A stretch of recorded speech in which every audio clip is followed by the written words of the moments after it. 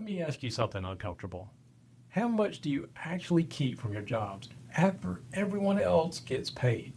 Not just the crew, not just the material suppliers, not just the gas card and insurance and QuickBooks subscription.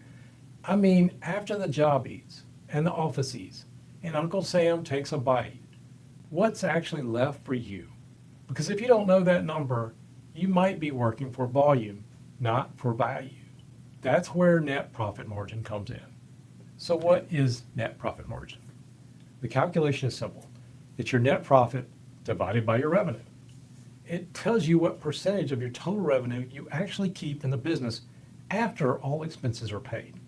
Your direct costs, your overhead, your admin, marketing, insurance, fuel, coffee pods, payroll taxes, everything. So if you make $100,000 in revenue and $10,000 left after all expenses, $10,000 divided by $100,000 is a 10% net profit margin. That's your slice. That's what the business actually earns. And that number, it tells the truth. So here's a job site analogy. Think of it like a lemonade stand. You sell a cup for $1.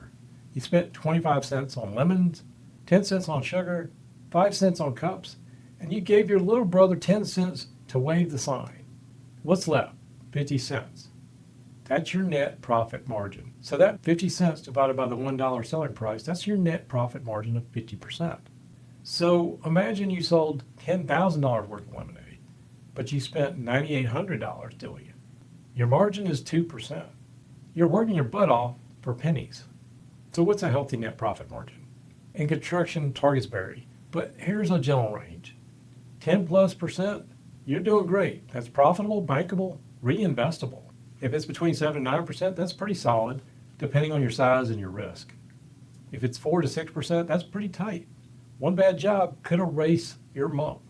If you're under 4%, you're working hard just to stay broke. A lot of contractors live in that 2 to 3% margin zone. And one dry month, late payment, or lawsuit wipes it out.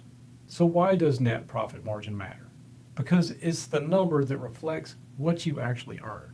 Not what you bill, not what QuickBooks says on page 2, not what your GC told you the job should have cost.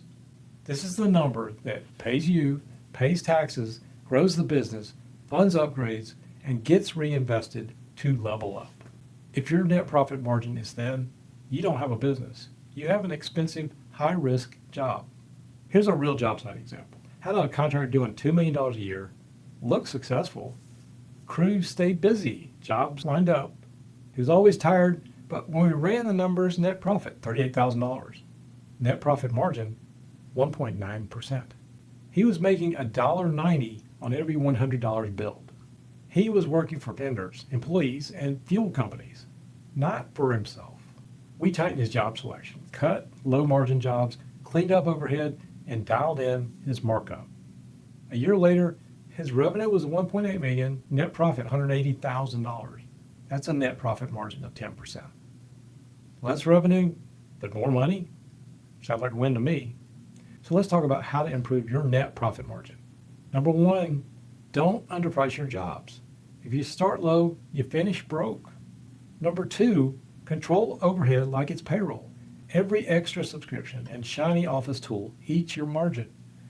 Build in profit from the estimate. Don't just hope it works out. Plan for margin from day one. Number 4, track job profitability, not just total income. Know which jobs feed you and which ones bleed you. Number 5, raise your bottom line or lower your top heaviness. Either way, margin improves. Here's the final word. Net profit margin is the real scoreboard. If your gross margin is strong, but your net is weak, you got an overhead problem. If both are weak, you got a pricing problem. Either way, you got a business problem. So stop bragging about revenue. Stop posting job site selfies. Start tracking what stays after the job is done. Because the only number that really matters is the one you take home after everyone else and everything else eats.